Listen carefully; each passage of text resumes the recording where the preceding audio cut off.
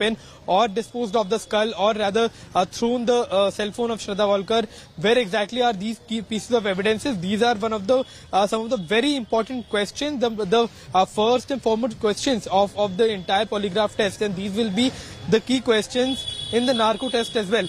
So these are the key issues that the police are facing right now as far as the investigation is concerned, and the only hope right now for the police is a narco test, because as of now Aftab has been given contradictory answers about these key evidences, and these will be important in order for the police to carry on the investigation further.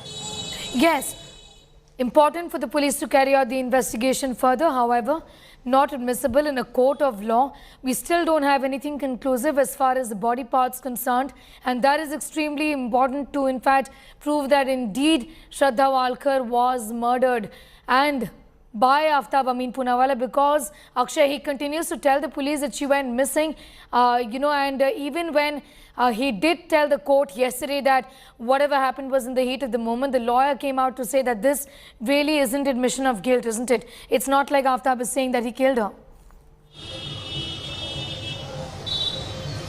Well, absolutely. In fact, the lawyer will certainly say things to defend the person he's defending in the court, and he has clearly said that the accused, in fact, that Aftab has not that he has not accepted the guilt. He has not said that he has murdered her.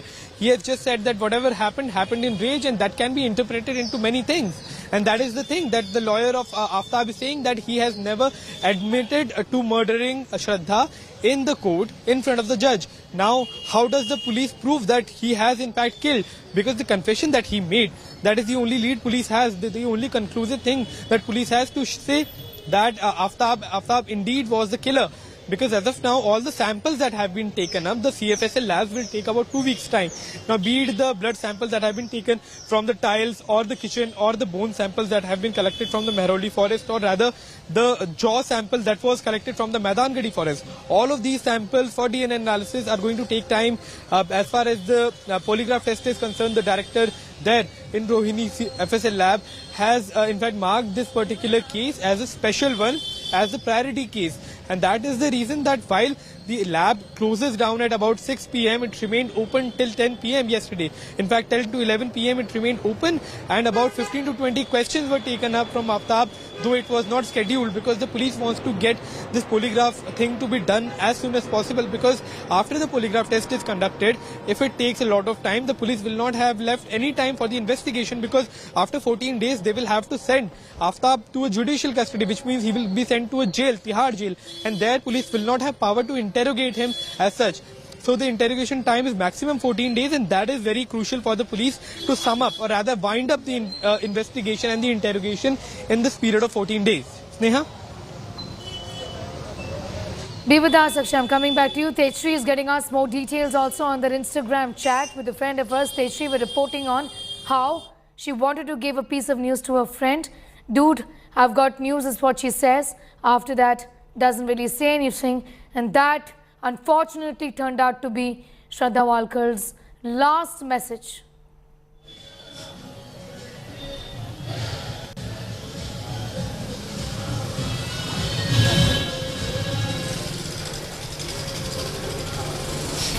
Tejshri, I was asking you about the last message of Shraddha Walkar, this information that we have with us right now, in which she tells a friend of hers, dude, I have news, but then doesn't say anything. The friend, of course, is left wondering what has happened to Shraddha, also gets worried at one point in time.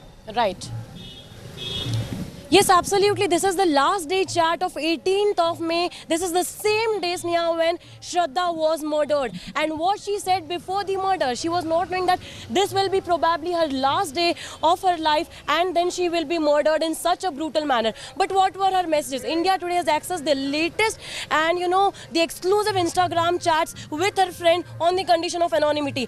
She writes to her friend on 18th of May, and I will read it for our viewers, that dude, I have got the news. I have got got busy, super busy with something. But what is this news? What is the news that Shraddha was talking about? Was she talking about Aftab's harassment? Was she talking about the complaint that she might have been filing to the police station, to the police on the same day, or she might have been complaining about something else that Aftab was doing with her? There are several questions raising on this particular message that I have got the news. But on the same day, Shraddha's friend replied to her text asking that, what's the news? What's the update? What are you talking about?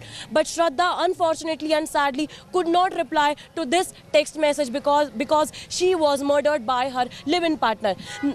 So now what happened is that the same friend tried to contact Shraddha for several days, but Shraddha was neither picking up the phone nor responding to her messages. These are the messages that you are showing exclusively only on India Today. So now what happened was the same friend texted Aftab. Aftab said, she texted Aftab asking that, dude, what is happening? Why are you not responding? Neither Shraddha is responding. Please ask Shraddha to call me. And why he said this? Because Shraddha was not responding to the calls. When we spoke to the friend told that it never happened as such, that Shraddha never spoke to me. Shraddha was the one who spoke to me, gave me the each and every latest updates, and we usually used to have telephonic conversation once in a week, anytime. But then this time it months passed by and he was not having any contact with Shraddha. So that is why was the reason that he texted Aftab. And after texting Aftab, he asked him that what has happened. Aftab did not respond to the messages, and then then the same friend called Aftab. He made 2 calls. Now Aftab saw the messages, but Aftab did not respond to the calls. Now to this, again on the 24th of September, the same friend texted Shraddha and asked her that what has happened, where the hell are you, why are you not responding? So can you see the anxiousness and the worriness in the message that where the hell are you? This shows that he must have been trying Shraddha several of times, but unfortunately Shraddha could not respond. But what the surprising fact over here is, on 24th of September, when the message was sent that where the hell are you, what are you doing, why are you not responding to my messages, the messages were seen, Sneha, and still she was not responding. So now what does it show? That the messages were read clearly by Aftab, because it has been proven that Aftab was the one who was using Shraddha's phone, Shraddha's Facebook, Shraddha's Instagram and Shraddha's social media accounts to show that yes, Shraddha is alive. And that is why he saw the messages but did not respond to them. Saw those messages but did not respond, and he had access to all of Shraddha's accounts, including her bank accounts. Also, Tejashree, you are in fact at Mehrauli. Give us a sense of how the police is going to be looking at this complaint letter that we have also accessed, in light of the fact that this man continues to also be evasive. The lawyer has clearly gone on to even say that just because he said in a court of law that it happened in the heat of the moment could mean many things, doesn't really mean that he's admitted to killing Shraddha. See, when we spoke to a Supreme Court advocate yesterday, he said that heat of the moment, this word does not play very much importance in the court of law, because this is not the statement given by Aftab. He had just said in this while the hearing was going on. But now, as of now, what we are learning is, yesterday the FSL happened and the narco test can happen any time from now. But what we are learning as of now is that police will be focusing more on the scientific evidences, because what the Supreme Court advocate also told, that Aftab is changing his statements day by day. Now Aftab is saying that it happened because of the heat of moment. Few days back he said that it happened just because I was not in my senses, I had taken some kind of alcohol, drugs maybe.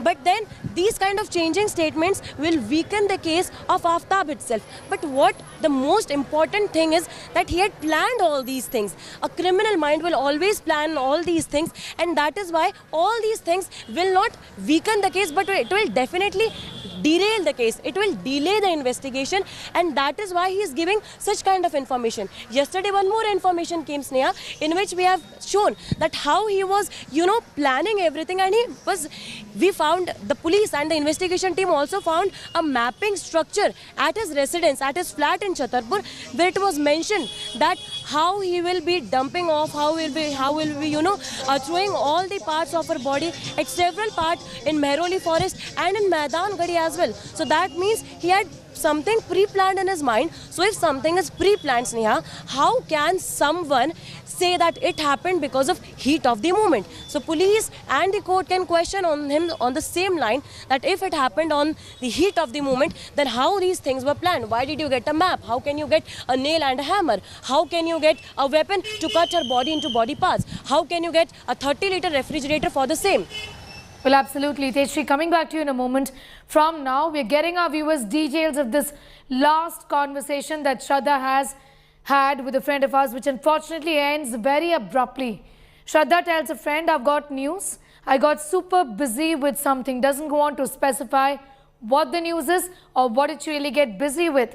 To which the friend is, of course, asking, what's the news? To which there is no reply.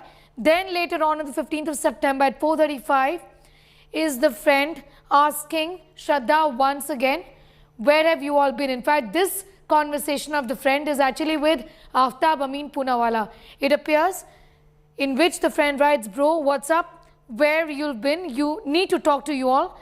Tell Shraddha to call me. In fact, there's also a telephonic conversation, a call that was made by the friend to Shraddha, after which the call obviously was not received, as is evident from these chats. And then the friend gets curious and gets in touch with Aftab Poonawala. Bro, what's up? Where have you all been? Need to talk to you all. Tell Shraddha to call me.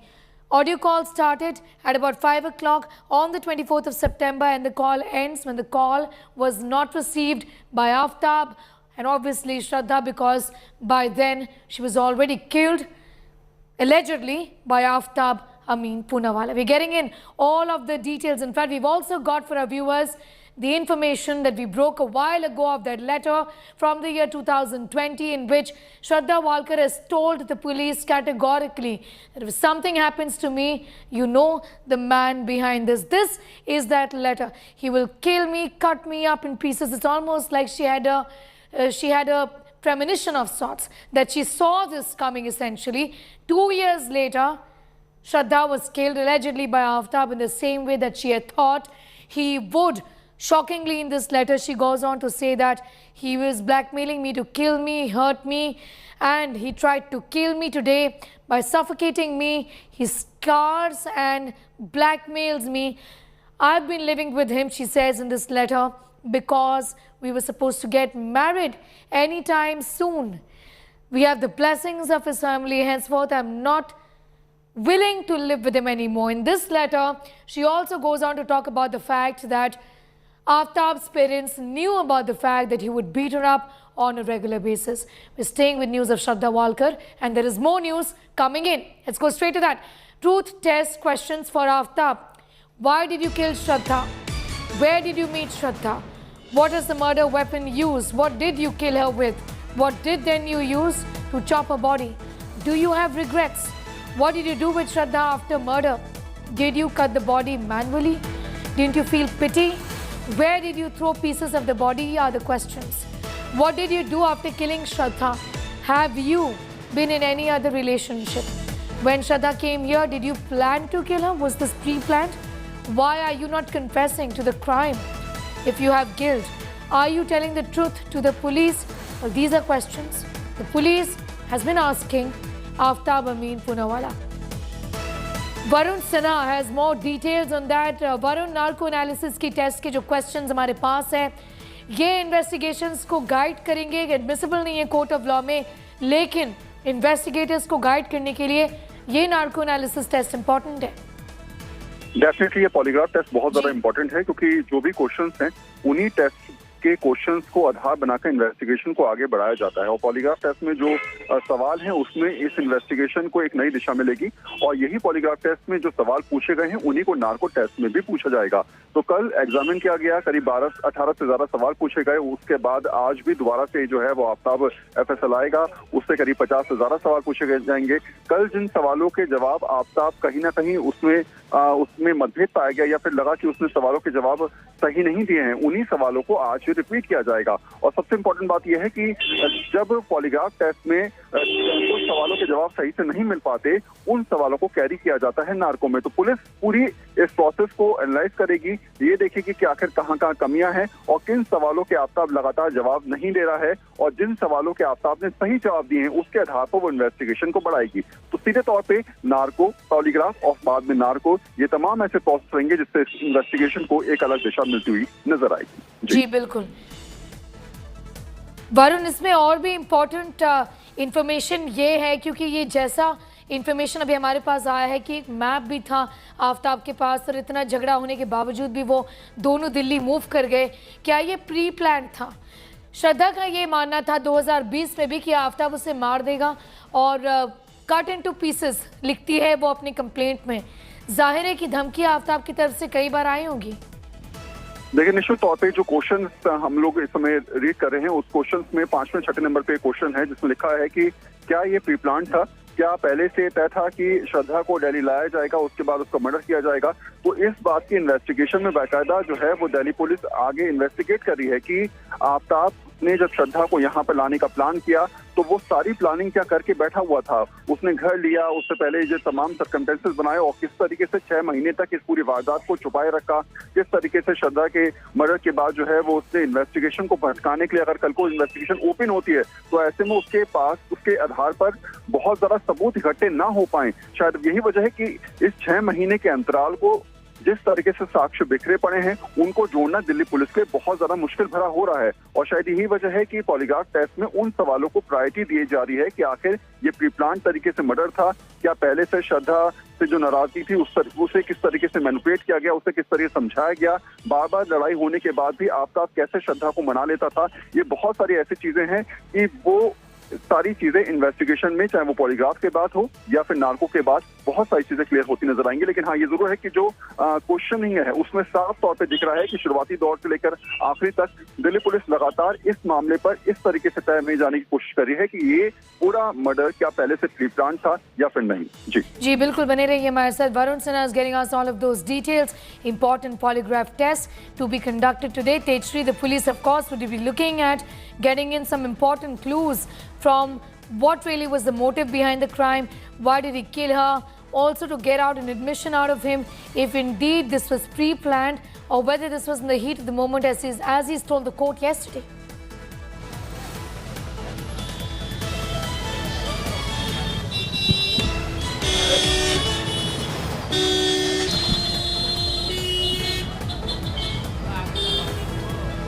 Sneh, if you could please repeat the question. Yes, Tejshri, I was asking you about the fact that polygraph test, questions of which we have with us right now, is going to offer some important clues to the police as to the direction in which the investigation is headed, given that right now Aftab continues to be evasive. In fact, in spite of telling a court whatever happened in the heat of the moment, the lawyer actually came out and said this isn't admission of guilt, there could be a third person involved as well. Yes, definitely. This polygraph test will answer a number of questions.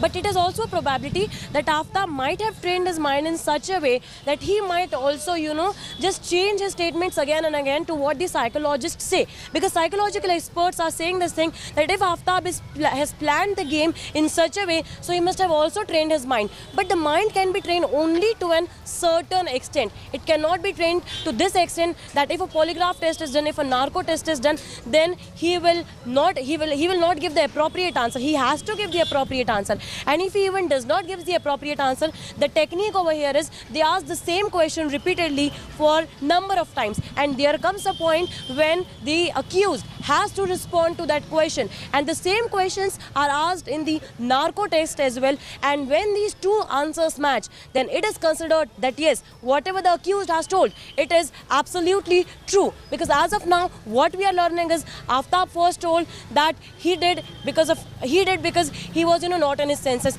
Then he told that it was because of the heat of the moment. He told that he was using one phone. There is no location traced. There is no information about the phone of Shraddha. So that is why these all say, because the evidences that police is getting cannot be proved completely in the court of law. But we also have to keep one thing in mind, that the investigation of case has just begun. So there might be a possibility that because it's been 6 months, so police might take more time to investigate the case and come with more substantial proof. But what we are learning as of now is going through the Instagram chats, it also makes clear, as we have broken few days back also on India Today itself, that Aftab used to have more than 2 numbers, not only 1, not only 2, but he used 4 contact numbers. Absolutely. As of now, police has confiscated only 1 phone, but he might also have second phone because the phone has only slot of 2 SIM cards. Okay. So where is the other phone is the big question as of now. Yeah. All right. Now, the narco test and the polygraph test has been mandated and has been allowed by court, because in this case, and this is a classic case of the accused being evasive, misleading the police and giving misleading answers, and that's the reason why this has been allowed by court of law, is what the police has now been looking at to get some important clues into this murky saga, sordid details of which emerge every single day.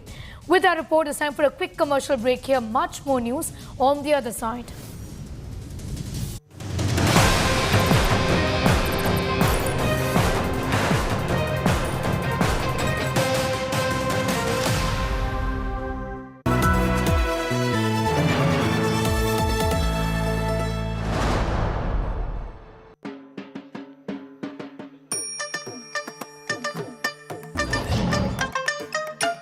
Gujarat, Fafda, King Gujarati.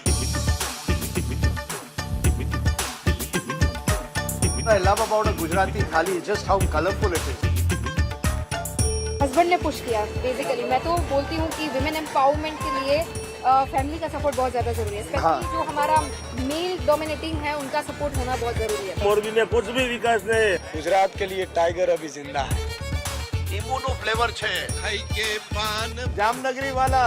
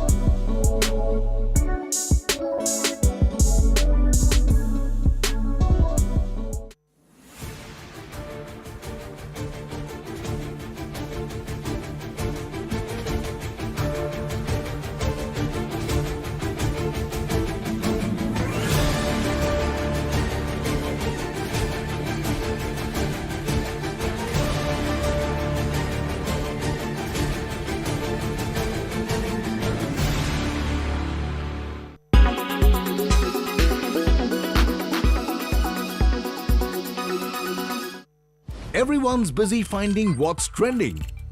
You're busy finding out why. India Today, for those who research before reacting. Download the India Today app now.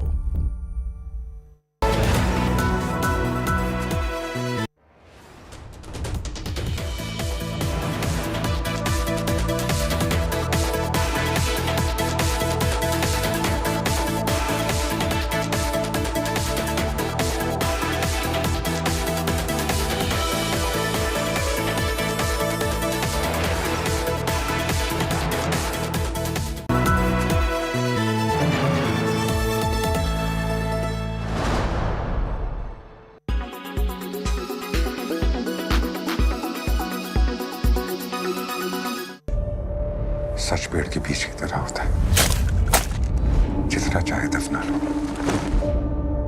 एक दिन बाहर आ ही जाता है। Ajay Devgan starrer Drishyam 2 was off to a good start with an opening day collection of rupees 15 crore net. Solid action में। अरे हर साल यही सुनते आए हो, पुलिस यहाँ खोद रही है, वहाँ खोद रही है, लेकिन मिलता क्या है? कुछ नहीं। पापा, वो पुलिस आ रही है। वो बहुत चालाक है, उसे सोचने का टाइम बिल्कुल नहीं देना। The Abhishek Pathak directorial recorded the third best opening post the pandemic, beating Ram Setu and Bhool Bhulaiya 2, leaving behind Brahmastra and Suryavanshi. बचपन से भूतों के बीच पला बड़ा हूँ मैं। वहाँ खड़े खड़े मेरा मुंह क्या देख रहे हो? देख लो। रमेश से बात करो। आपके पीछे जो दो आत्माएं खड़ी हैं, उनसे बात कर रहा हूँ। That's not all. The second day collection saw a growth of 40% and earned close to 20 to 21 crore rupees. वो पीछे के रास्ते से क्यों आ रहे हैं? कहीं आपने वहीं पे तो आपका गार्डन काफी इंटरेस्टिंग है, देख के कुछ याद आ गया। मुझे तो लगा था पुलिस ने ये केस बंद कर दिया है, मगर वो तो अभी तक छानबीन कर रहे हैं। जब तक हम जिंदा हैं, ये छानबीन चलती रहेगी। For the unversed, Ajay has reprised his role as Vijay Sargaonkar in the film, and it is an official remake of the Mohanlal starrer of the same name. തിയേറ്ററിന്റെ കാര്യമൊന്നും പറയണ്ട, അതിന്റെ പുറത്ത് കുറെ ലോൺ എടുത്ത് വെച്ചിട്ടില്ലേ? The movie has garnered critical acclaim and excellent word of mouth, so much so that after back-to-back failures, this Ajay Devgan starrer seems to have finally brought some relief to Bollywood. सब कुछ मैं मेरा बीवी का birthday भूल सकता हूँ, लेकिन 2 अक्टूबर और 3 अक्टूबर को नहीं भूल सकता। सर बात वहीं पे आके अटक जाती है। विदाउट एविडेंस हम कुछ नहीं कर सकते। एविडेंस है, वो बच गया क्योंकि मैंने एक चौथी फेल को अंडर एस्टिमेट करने की। The film, which released in theaters on November 18th, also features Tabu, Shriya Saran, Ishita Datta, and Akshay Khanna in pivotal roles. दुश्मन को हराने का मौका अक्सर दुश्मन आपको खुद देता है। दिमाग के बीच मैंने हमेशा अपने दिमाग की सुनी, आज भी वही करूँगा।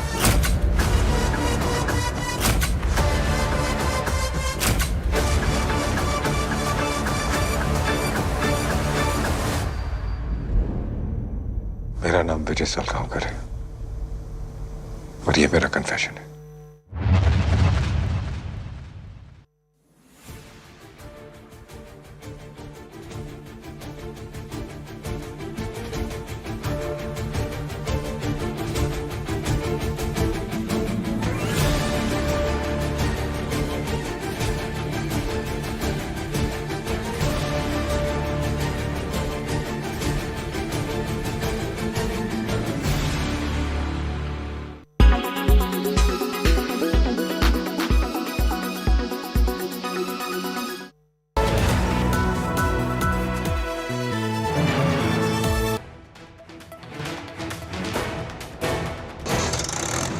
शो मेरा चलता था, 1 घंटे चलता था। लोग पूरे गुजरात में कर्फ्यू लग जाता था मेरा शो देखने के लिए, शो देखने के लिए। लोग घर से बाहर ही नहीं निकलते थे। लोगों ने मुझे दिल फाड़ कर प्यार किया है। मैंने जब टीवी चैनल छोड़ा, जब यात्रा निकाली मेरी राजनीति में ज्वाइंट होकर, 1 महीने में 5.5 लाख लोगों ने मिस कॉल करके हमारे साथ जुड़े थे। अरविंद जी का भी फोन आया कि आपको ज्वाइन करना चाहिए आम आदमी पार्टी। स्कूलें देखी अच्छी, अस्पतालें देखी, तब मैंने तय किया कि यार मुद्दों की राजनीति करनी है, मुझे यहाँ कुछ लेने के लिए नहीं आया। मैं तो सब छोड़ कर आया हूँ। हेल्थ पॉलिसियाँ मैंने बनाई है, एजुकेशन पॉलिसियाँ मैंने बनाई है। फिर जब अरविंद जी को मिलने गया तो मुझे लगा कि ये तो मैं पॉलिसियाँ जो बना रहा था, वही उसकी आधी कॉपी तो यही है।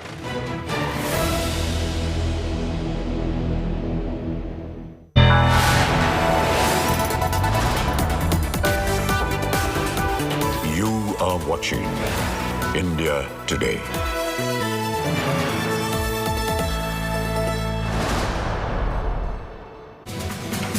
Hi there, very good morning. You're watching India Today TV. I'm Sneha Mordani. Let's get started with the headlines, the top stories in this edition.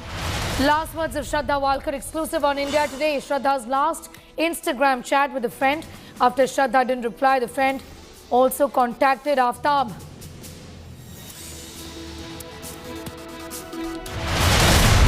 Shraddha's chilling 2020 letter has been accessed by India Today. Her fears of Aftab killing her and chopping her into pieces came true 2 years later. After massage in jail, BJP debunks Jain's no good food in jail claim, releases a video that shows Jain getting a lavish meal in cell also being served.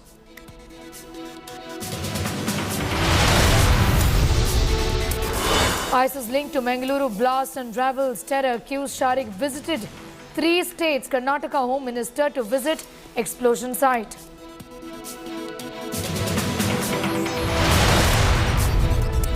Fight over faith erupts in campuses once again. In Bengal, protests erupt over wearing hijab in school. VHP protests against skull caps and burqa in a Gujarat college.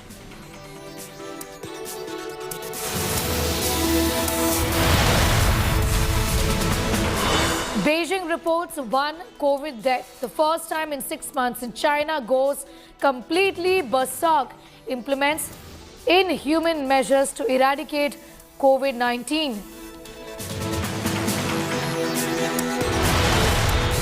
Cristiano Ronaldo parts ways with Manchester United few days after an explosive interview of him criticizing the manager of the club.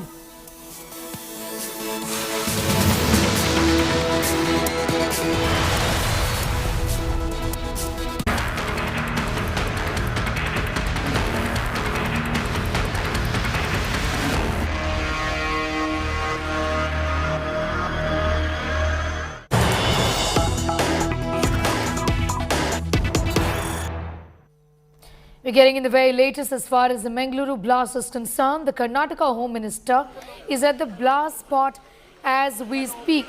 These are pictures of the Home Minister of Karnataka at the blast spot.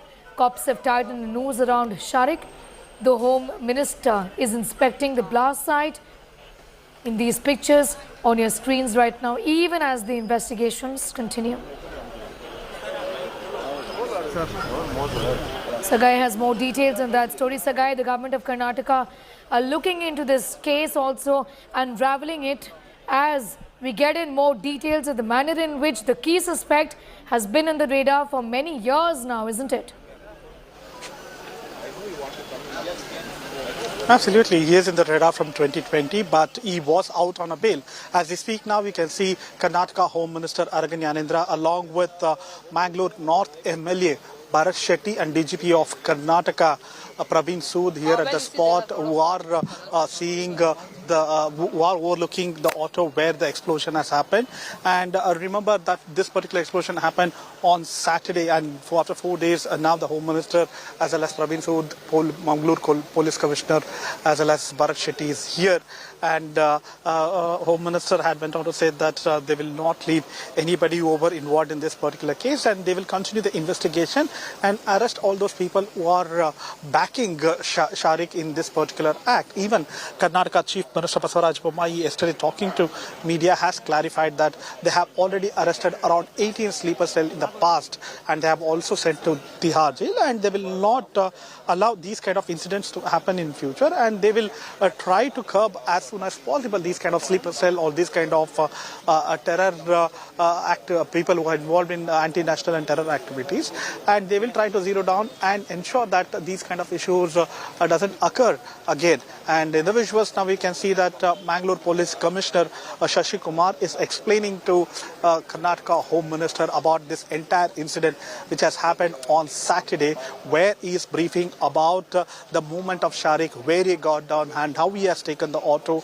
and what really went wrong inside the auto when he was en route to Pampel. And this is the same road he was taking, and that particular blast happened at that spot. And you can see this entire area has been cordoned, and this is a bus stop, and the blast happened. The pressure cooker exploded in this particular spot, and thereafter he was being shifted to the hospital, and everything is subject to investigation. What we also learned from the FSL experts and sources from the police department is that there were a lot of sodium and as well as sulfur which was being used along with the gel and detonator in that particular 3-liter pressure cooker yesterday.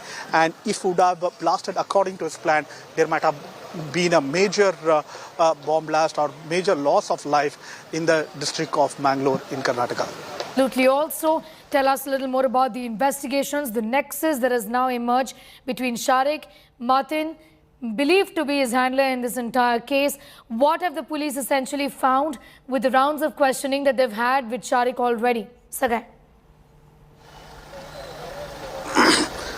See, As you notice, in 2020, Sharik was arrested in connection with graffiti case. Even in that particular graffiti case, Sharik as well as Maz, who has also been arrested in the same act the month of September in Tirtali, have confessed to the crime, saying that yes, they were trying to make the bombs inside their houses. And even in 2020, there was a person called Arafat Ali. So he was the main person behind this particular instigation of these kind of people, and he's an handler. He was a person who was instigating. He was a person who was sending out videos and PDF to Sharik, and from there Sharik had been circulated to other people. So Sharik was a linchpin amongst all these people, where he was taking care of Maz, Yasin, Zabi and many other people who had involved in anti-national activities. And probably once the police gets a statement from Sharik, probably we'll get to know more about what all the anti-national activities that Sharik was involved, and who are the people behind him, and what are the network of Sharik and how he was being funded. Remember, Sharik was not working anywhere. He was just undergoing a mobile service course in Mysore, and he was using Premraj's name. He was impersonating Premraj's name, saying that he was an Hindu, and he was studying in that particular repair service center course in Mysore as a shield, as a cover-up for him for any kind of anti-national activity. So a person who doesn't work, person doesn't have any kind of money, he doesn't have any kind of a rich background, but still able to get a house in Mysore on a rented house and going for all the services. And he also used to buy all this kind of materials through Darknet, Amazon and other online apps. Remember, he had used to purchase detonators, sodium and various nitrogen and various other things, including gels for his bomb making activities inside his house in Mysore and other places. Okay. So there are people who are funding him, and he has also been to Coimbatore, Kerala and other places. Definitely there is a network which is funding Coming him. back So to you in a all moment these from now, angles- Sagai, be with us. We want to talk to you about the investigations in this case. According to the hotel staff in Aluva, Sharik checked in around 4:30 p.m. on the 13th of September, checked out on the 18th in the evening. He used a fake ID and a Hindu name to take a room. The hotel had just opened on the 2nd of September, so initial days they didn't really keep a note of people who visited the hotel. This was a new one. In the 5 days, nobody met him inside the hotel. Guests were not allowed inside the single room. Police have taken details of his stay from their guest record book. This is an area filled with non-Keralites, especially migrant workers. It's very close to the railway station and bus stop. Shibi Mole has more details on that story. So Shibi, it's very clear that he was up to no good when he visited Kerala. In Aluva, he took up a room in this hotel, also faked his identity once again, and it would be important to see what did he do inside the hotel room for 5 days at a go. Well, Sneha, absolutely. In fact, the latest that we are picking up is the hotel staff here has confirmed that he stayed here from September 13 to 18. He checked in around evening 4:30, and in September 18 he checked out around the same time. And he used a fake ID, like how he did in other states also. He used a fake ID and used a Hindu name. Now we need to get a clarity on what name did he use. But the hotel staff has confirmed that he used a Hindu name to take a room. In fact, I'm outside the hotel where he stayed in Aluva. This is very close to the railway station and the bus station. It's a very, very congested place also, and mostly you find a lot of non-Malayalis here, especially migrant workers. When we reached here yesterday night also, that's one thing that we observed. Now I was talking to the hotel staff and they were also telling that yes, it's mostly people who come here for travel purposes, and mostly non-Malayalis who come here near the airport and everything. Airport is also pretty close by, so it's a very travel hub here. It's a very, very close... Shibi, I'm just going to interrupt you for a moment. We are going straight to Delhi MP Meenakshi Lekhi, who is speaking right now on Satyendra Jain and the new video that is surfaced. की व्यावहारिकता के अंदर संयम और शालीनता का परिचय तो मिलना ही चाहिए, जो कि मुझे ऐसा लगता है कि वो संयम और वो शालीनता इन लोगों के अंदर नहीं है, और उसका जो सबसे बड़ा उदाहरण है वो सत्येंद्र जैन है. जो जेल के अंदर उनका व्यवहार है वही आम आदमी पार्टी का व्यवहार जनता के बीच है.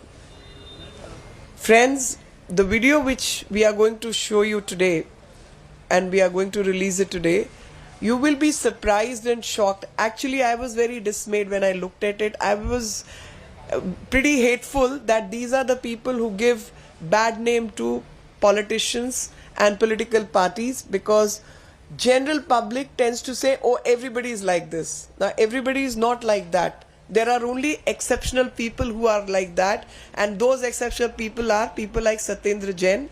And the shameless conduct of Aam Aadmi Party, that a person who has been caught, who's inside the jail for certain acts of basically corruption and several other FIRs which are pending, investigation is on, that person's getting massage on feet by a co-accused, by an accused, not a co-accused, by an accused who's also in the jail and is involved in a crime like rape of minor. That person's, I mean, I wouldn't allow such a person to come close to me. Imagine that person's massaging his feet. And in spite of being involved in so many illegalities and criminal acts, this person continues to be a minister in Aam Aadmi Party's Delhi government. Repeatedly, they have showcased that this kind of bad behavior is what politicians give introduction to the public, that this is the kind of behavior politicians involved in, and bring bad name to political parties and politicians. I want people to take note of this malconduct, this bad behavior, so that people know that these people are only minuscule in number. Most people work very hard and do a lot of work for the public which they represent, even with paucity of resources. And that's the message which people of Delhi and people of the country need to understand. These are people who say something, behave exactly the opposite. You can see that Aam Aadmi Party's Mukhiya, the head of the Aam Aadmi Party, Mr. Kejriwal, is busy giving certification to himself, how imandar, how honest and how correct they are, whereas the ground reality is completely different. The ground reality is that these are the people who are first getting involved in acts of corruption, then inside jail they are misusing the facilities, then they are probably, we don't know how the system's operating, that they arrange a luxury resort kind of facilities inside a jail, a television is operational, packed food is coming, somebody is massaging the legs as if they are in a holiday resort and not inside a jail. And thus I want people of this country and especially people of Delhi to see that this Aam Aadmi Party, which is busy giving certificates of character to others itself is engaging in characterless actions. So what they speak is absolutely opposite of how they act. There's a lot of difference between speaking and action. इससे पहले मैं कोई सवालों का जवाब लूं, मैं चाहूंगा कि एक बार पहले आप वो जो वीडियो देख लीजिए, सबके सामने आए जी। प्रीत, हम लोग कुर्सी हटा दे। नहीं है, ऑलरेडी चल रहा, दोनों जगह है, उधर भी आपके तरफ भी।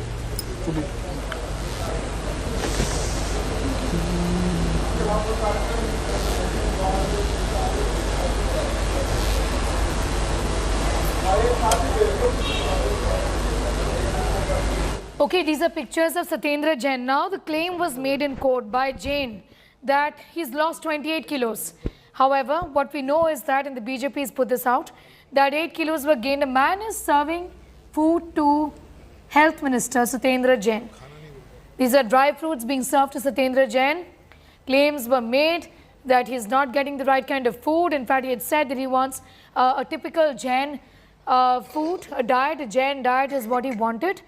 And this is the kind of food that he is getting in jail. Unheard of for normal prisoners who have to stand in queues and then get their meal. And this is food that he is getting served, everything that he would want. How is the Aam Aadmi Party going to explain this? After the video emerged that a massage was being given by a child rape accused. Rinku, who's been in jail and is under trial essentially.